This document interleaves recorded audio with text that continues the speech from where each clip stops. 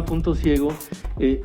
Continuamos con la pregunta sobre la globalización, que tiene distintos aspectos, ¿no?, muy importantes, pero digamos lo que nos preocupa a mucha gente es, pareciera que los esfuerzos por la interculturalidad, por la construcción de políticas públicas interculturales, son muy escasos en términos de los grandes desafíos que existen, ¿no? Entonces, bueno, ya Chantal nos planteaba su visión en ese sentido. ¿Tú qué opinas al respecto? Sí, mi versión del tema está relacionada con que se suele asociar globalización con el aspecto meramente económico, Claro. que de hecho es el gran peso que tiene, ¿no? Es decir, de globalizar políticas económicas comunes, mercados, ver a los países como mercados, ver a los ciudadanos como consumidores. Luego entonces es el gran demonio, claro, en contra de las culturas y las personas, su identidad, su manera de ser y todo ello. Claro, claro. Pero en principio yo creo que demonizarlo de esa manera es creérsela que eso es un ataque a esas diferencias. Claro. Yo no lo creo.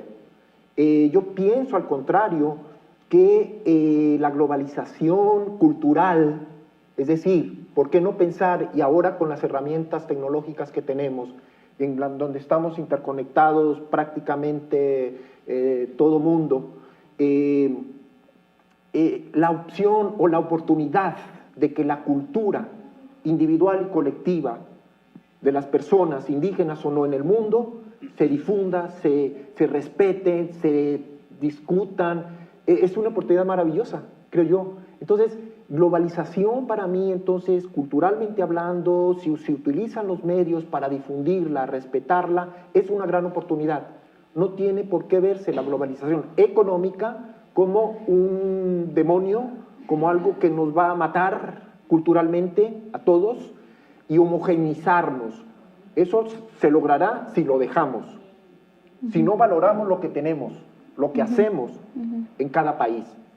Y este país tiene 68 culturas indígenas maravillosas, con 68 idiomas diferentes, con maneras de concebir el mundo diferente. Entonces es un patrimonio que hay que aprovechar, estas herramientas que nos permiten globalizar la cultura. Sí, los ejemplos que podemos ver de esto, por ejemplo, es cómo los jóvenes empiezan a usar sus lenguas en las redes sociales, ¿no? O sea, se están comunicando y, por ejemplo, yo ya empiezo a notar los nahuas del sur se escriben, les contestan los nahuas del norte con su propia variante y entonces empiezan a discutir sobre sus lenguas, pero están usando las redes sociales para hacerlo. Por otro lado, este tipo de organización que está ocurriendo frente a los megaproyectos, ¿no?, frente a las mineras, a las presas, pues los jóvenes están conectados con otras organizaciones, o sea, ya no se van a quedar pensando solo nos está pasando a nosotros, están teniendo información y empiezan a generar lazos de organización con otras organizaciones y a organizarse hacia adentro. Entonces, efectivamente, una educación que te permite reconocer lo que sabes, sentirte portador de una cultura que tiene conocimientos, que tiene valores, pues te permite acceder a las cuestiones, a los conocimientos globalizados o de otras culturas de una manera más equitativa y de una manera más crítica, ¿no? Tomo lo que me sirve y deshago y critico lo que no me sirve. También lo noto en las decisiones sobre la alimentación. Está llegando mucha alimentación a las zonas rurales de alimentos procesados. Las tienditas están dejando de tener verduras, ¿no?, vegetales, y están llegando puras bolsas, ¿no? Y los jóvenes empiezan a tomar decisiones sobre qué están comiendo y digamos, qué es lo que van a hacer frente a esa basura que queda y frente a todos los efectos de enfermedades que esa comida puede generar. Entonces, su acercamiento a eso es otro. En cuestión cultural, lo que les llama Juan Pablo Cebadúa en su libro Etno-Rock, ¿no?, el rock en náhuatl, está muy vivo, los jóvenes están haciendo música y están tomando jazz, están tomando son jarocho, están tomando rock y le están cantando en sus lenguas, ¿no? Entonces creo que hay mucha esperanza en ese sentido. ¿no? Hay mucha esperanza de que la cultura se revitalice y de que sean culturas muy contemporáneas, muy nuevas, que hagan uso de muchas cosas que el patrimonio de la humanidad pues es de todos. Entonces están haciendo uso de todo este patrimonio. Uy, qué interesante dentro de este contexto que ustedes nos plantean con oportunidades y posibilidades, pero a nivel interno, a nivel de política pública, por ejemplo, ¿cómo valorarían ustedes lo que al menos en este último periodo estamos teniendo como políticas públicas para favorecer este tipo de formación en educación superior? Sí, yo pienso que desafortunadamente todavía estamos en pañales, pero ya hay un proyecto ahí marcado, decía yo, del artículo 2 de la Constitución, que establece que esta nación es pluricultural, sustentada en la composición de pueblos, básicamente pueblos indígenas, pero no solo ello. Como saben, tenemos poblaciones afrodescendientes, tenemos extranjeros radicados en México, que este mosaico a veces no es tan grande y no es tan visible, pero que habla de eso. Habla de que todas las expresiones culturales deben ser respetadas.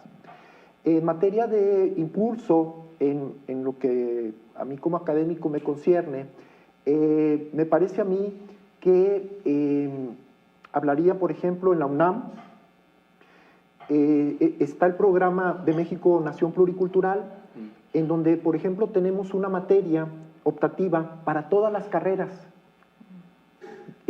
sobre este tema, en donde el médico, el ingeniero, el abogado, y de hecho son grupos llenos que toman esta materia para enterarse, para formarse en cuestiones de derechos indígenas, en cuestiones de derechos de los niños indígenas, en cuestiones de pluriculturalidad en general, es decir, de respeto a las diferencias culturales.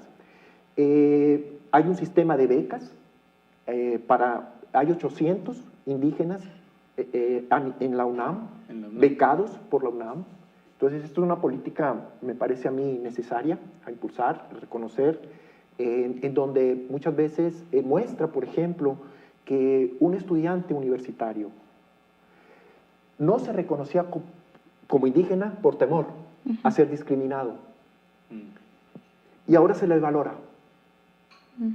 Se le reconoce, se le valora, se le respeta. Son detalles que se tienen que ir fomentando como política pública en todas las universidades, creo yo, y no solo a nivel superior, creo que desde preescolar hasta la universidad. Y termino con este comentario. Mencionaba yo la creación como política pública de educación, las universidades indígenas. Todavía siento que se ve como algo marginal, como algo en la que solo es para indígenas, y obviamente tomará tiempo, hay que convencer en la necesidad de que por ser universidad pública no es solo para indígenas, es para cualquier bachiller mexicano, en principio, que aunque no sea indígena, puede optar por una carrera de una universidad indígena. Entonces, obviamente hay que consolidar el proyecto con educación de calidad, con generar egresados competentes, aunque sea abogado indígena, pueda ser abogado que ejerza en cualquier rama de su profesión, aunque sea indígena, ¿verdad? Pero que tiene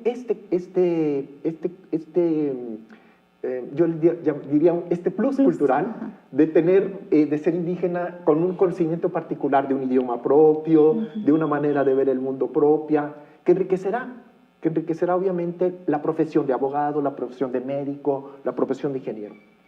Sí, en cuanto a política pública, yo pienso que hay mucho por hacer. Tenemos unos derechos lingüísticos que no hay mecanismos para llevarlos a cabo, ¿no? Ni en las universidades. Es decir, nosotros somos de los pocos que los chicos de licenciatura están titulándose con una tesis escrita en sus lenguas y que pueden incluso defenderla en sus lenguas, y está en nuestro reglamento, ¿no? En maestría también ya tuvimos la primera tesis escrita en náhuatl, defendida vida en náhuatl, pero hay muchísimo que hacer en todas las instancias públicas, no están los mecanismos para que una gente sea atendida en su propia lengua, entonces eso es un punto que hay que hacer.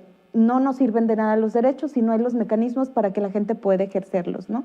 En el ámbito de los estudiantes que entran a la UBI, algunos que se identifican y se reconocen como indígenas, ¿llegan también con un nivel de escritura a nivel indígena?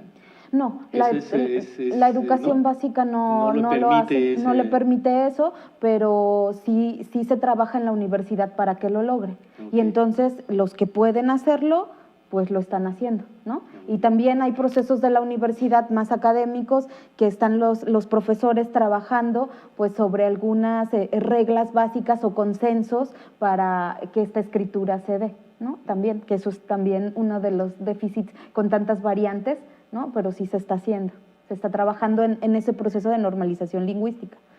Sobre las políticas públicas en salud, yo lo sé de México, hay una política de interculturalidad en salud que ha contratado a muchos de nuestros egresados, incluso los que salen de la orientación de salud, son los que más trabajo están teniendo en las instituciones de salud y los tienen como promotores de salud intercultural y hacen un trabajo excelente, recibir a los pacientes, canalizarlos con quien tienen que atenderlos, traducirles, hacer acompañamiento ginecológico a las mujeres, estar con ellas en momentos de revisión y en ese tipo de cosas, ¿no? Ayudarlos a comprar las medicinas, a saber cómo tomárselas, explicarles todo esto. La evaluación que hace CESBER al momento de nuestros egresados es muy buena, entonces ya es un camino, creo que ahí está marcando, esto es necesario hacer, ¿no? Ahora, están al final del profesiograma, son los que menos ganan de todos los que trabajan en las clínicas y eso es ahora sobre también lo que tenemos que trabajar, ¿no? En educación básica todavía con las reformas no queda claro cuál va a ser, digamos, el proyecto de interculturalidad o de educación indígena que va a salir de esta reforma, entonces ahí no habría mucho que hacer. Como política interna de la Universidad Veracruzana, en principio, el que la interculturalidad y el género y la sustentabilidad sean los temas transversales que toquen a todas las funciones sustantivas de la universidad, me parece que las universidades convencionales pueden hacer eso.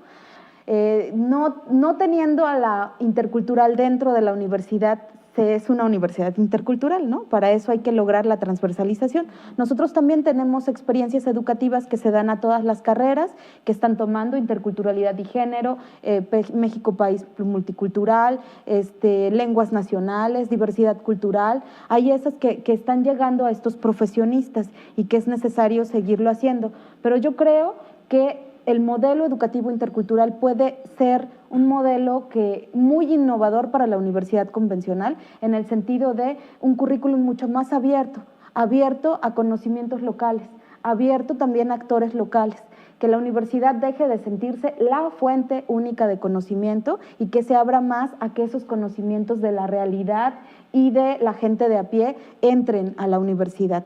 Por un lado esa, y por otro lado la organización misma de la universidad, que muestra que hay procesos que consideran a los jóvenes muy homogéneos y que muchos de los fracasos en las trayectorias escolares y en los procesos universitarios tiene que ver con esa concepción de que todos pueden llegar del mismo modo y que todos pueden realizar la universidad de la misma manera.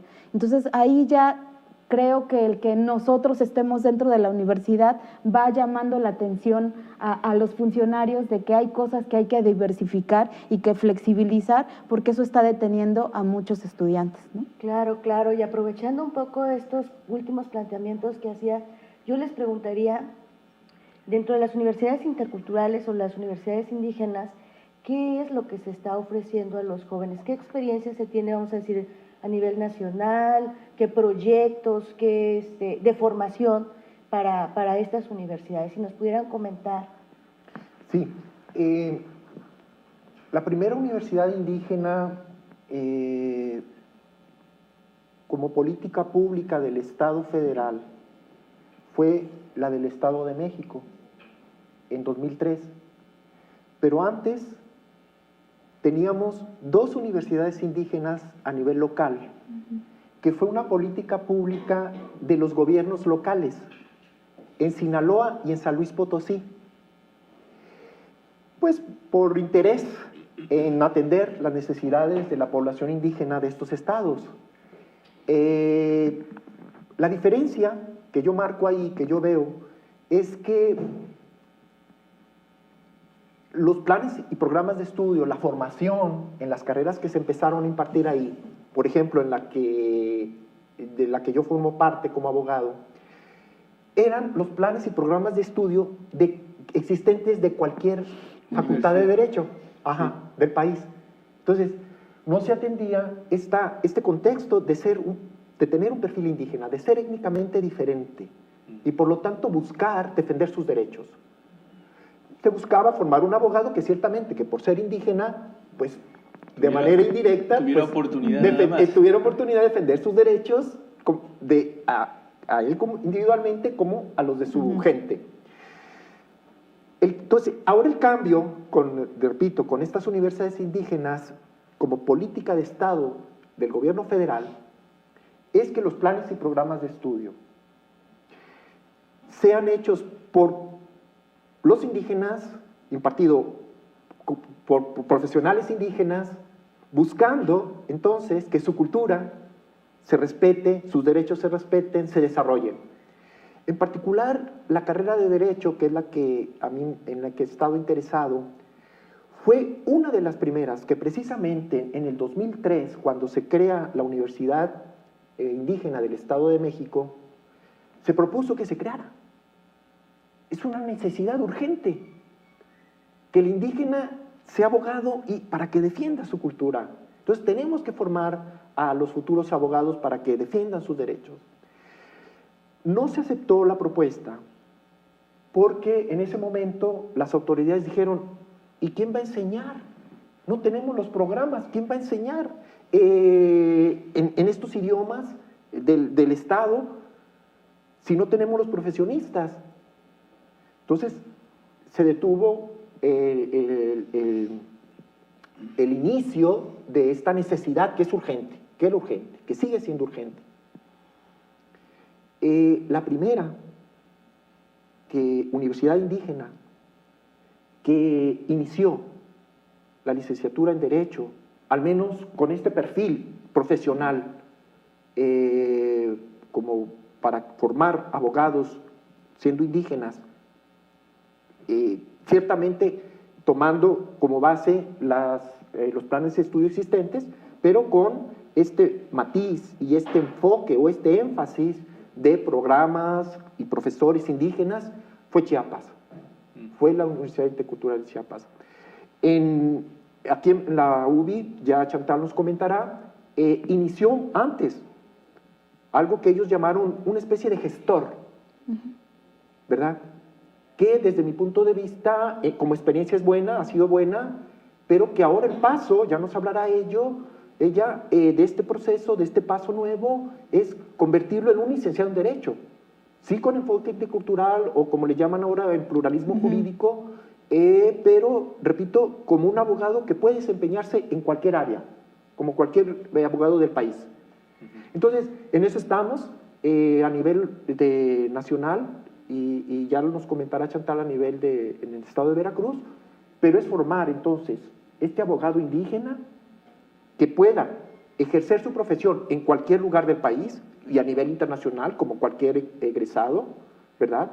Y tenemos entonces ya iniciado en Chiapas a partir del 2010, si no me equivoco. Después ya tenemos aquí en Puebla, también un poco iniciado, también en Tabasco. ¿Verdad? Entonces, bueno, es un proceso y que imagino que estos egresados irán formando también, son los futuros profesores que irán formando a las nuevas generaciones en sus propios idiomas, ¿verdad? También con esta nueva mentalidad. Entonces, como todos sabemos, la educación es una inversión estructural, no es un gasto, es una inversión. Y entonces, a mediano o largo plazo, esto tendrá que dar frutos para que el egresado, en este caso de las interculturales, sea un promotor, sea un gestor de este pluralismo cultural como patrimonio a defender, ¿no? Bueno, sí, uno de los retos de las universidades interculturales es la diversificación de su oferta educativa, ¿no? Nuestros mercados laborales en las comunidades son pequeños, tenemos que estar transformando y cambiando. Sin embargo, las carreras tradicionales siempre han surgido en las investigaciones como lo que quieren estudiar los estudiantes. Ellos quieren derecho y quieren ser profesor. Y la verdad es que ambas carreras, medicina también, y las tres carreras son fundamentales y ahí están los principales problemas de las comunidades indígenas. Sin embargo, la propia política federal no ha permitido desde la creación de las interculturales que formemos profesores, ¿no? Y eso desde mi punto de vista es un error, porque creo que podemos formar a los mejores profesores para esas regiones, ¿no? Y no profesores que estudien en la ciudad y que después vean como un castigo irse a las comunidades rurales. Entonces creo que podríamos formarlos. En la cuestión de abogado, efectivamente nosotros empezamos formando un gestor para el desarrollo en el ámbito de los derechos, de la comunicación, de la sustentabilidad, de la salud, de las lenguas. A partir de estos 10 años que tenemos de experiencia, los trabajos de investigación de los estudiantes nos están diciendo que el trabajo en derechos es fundamental y que un abogado, que ya no se requiere solo un gestor que haga acompañamiento jurídico, sino un abogado que pueda hacer todo lo que un abogado hace, llevar un caso, defender, etcétera, y nos hemos metido en ello, ¿no? Hay un trabajo previo de un grupo de académicos, abogados litigantes, activistas de derechos humanos, donde el doctor ha participado, que viene desde hace 2 años trabajando y que ahora la UBI con la UB, ¿no? La UBI con la UB está trabajando en esa nueva propuesta de formar un abogado con enfoque de pluralismo jurídico. Nos parece fundamental y nos parece muy rico el proceso de construcción curricular, porque ahí es donde digo que el enfoque intercultural es un enfoque que puede ser muy innovador para la universidad. ¿Cuántos nos hemos sentado a discutir este programa? No solo los abogados, ¿no? Sino mucha gente diversa que ha aportado desde su experiencia. Incluso hemos llevado el diseño curricular a los consejos consultivos de nuestras sedes, donde gente, comisariados ejidales, los sabios de las comunidades, los profes indígenas han participado y han opinado de esta carrera y han dicho, nos han marcado las principales necesidades que hay para que esta profesión, para que este perfil profesional cubra. Entonces, en este tipo de reuniones, pues nos damos cuenta la riqueza que implica un trabajo intercultural, una colaboración intercultural para construir una carrera, un perfil. Y seguiremos trabajando en la salud, seguiremos trabajando en cuestión de lenguas y también estamos trabajando en una carrera de artes regionales con la Facultad de Artes, que es muy importante también su participación y estamos en eso. Son procesos más lentos porque la participación de todos y de la diversidad pues implica más tiempo y un proceso más largo quizá, pero creo que vale la pena. Híjole, qué interesante la verdad, todo lo que han planteado. Desafortunadamente siempre como que el tiempo es muy corto, los temas son muy ricos, creo que hay muchas cosas que se podrían todavía como ver en más detalle, ¿no? Más delicadamente, pero pues sí, desafortunadamente el tiempo nos ha comido. No sé si quieran tomar unos 20 segundos para hacer una línea conclusiva, no sé, algo con lo que quieran cerrar, una idea central, pues para poder redondear el cierre de nuestro punto ciego. Yo por mi parte quiero agradecer la invitación y valorar también el que el tema lo hayan ustedes atendido, porque es precisamente la discusión, la difusión de estos temas que a la gente le interesa mucho. Entonces yo más bien estoy agradecido a todos por haber tocado este tema y haberme permitido dar mi opinión. Muchas gracias. Sí, pues yo también agradezco mucho la invitación y sobre todo pues quiero decir que en estos últimos años la UBI y el tema intercultural ha encontrado en la Universidad Veracruzana el mejor ambiente, no solo por la política, digamos, de la administración, sino porque muchos de los colegas ya tienen como esa sensibilidad y mucho más conocimiento y eso favorece el poder trabajar de manera más interdisciplinaria, ¿no? Y con todas las distintas áreas y las facultades. Creo que este nuevo trabajo le va a imponer retos a la universidad, por lo menos de tener un área interdisciplinaria o intercultural, porque ahora nosotros que ya nos estamos moviendo de área, ¿no? Y entonces ya no van a saber dónde ponernos, ¿no? Ahora nos pusieron en económico-administrativa porque no cabíamos en ninguna otra, pero entonces va imponiendo retos de transformación de la universidad y finalmente eso es lo que queremos ver, ¿no? Esa transformación de las universidades. Entonces, creo que a pesar del tiempo, de las crisis financieras que estamos viviendo, es un buen momento para la Universidad Veracruzana para estar impulsando este tema y gracias por la invitación. Muy bien, pues entonces les agradecemos mucho su participación y los invitamos para que vean el siguiente programa de Punto Ciego. Muchas gracias.